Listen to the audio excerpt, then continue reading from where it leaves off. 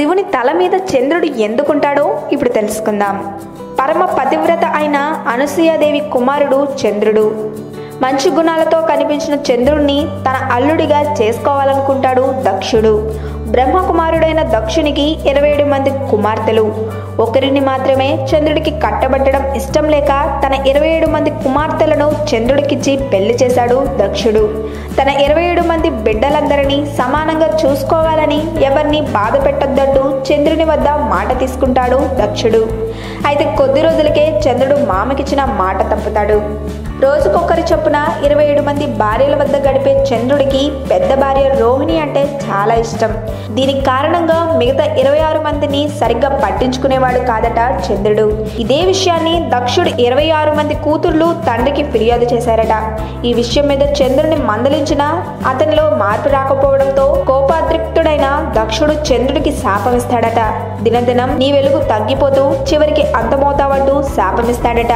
దీంతో ఏం చేయాలో పాలిపోని చంద్రుడు శాప విమోచన ప్రసాదించమని ప్రాధేయపడతాడట. అయినా దక్షుడు ససేమిరానడంతో ముల్లోకాల్లో ఉన్న దేవతల వద్దకు వెళ్తాడు.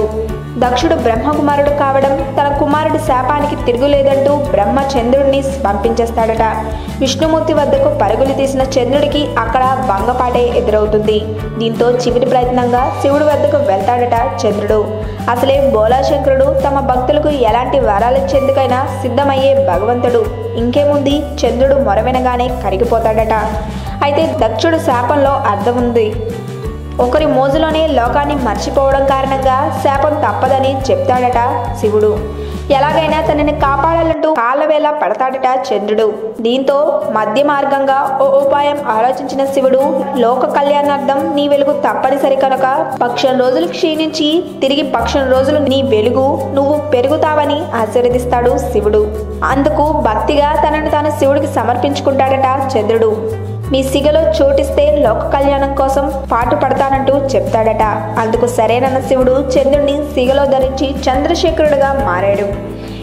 ఈ వీడియో కనుక మీకు నచ్చినట్టయితే లైక్ చేయండి, షేర్ చేయండి. మరిన్ని లేటెస్ట్ అప్డేట్స్ కోసం మా ఛానల్ని సబ్స్క్రైబ్ చేయండి.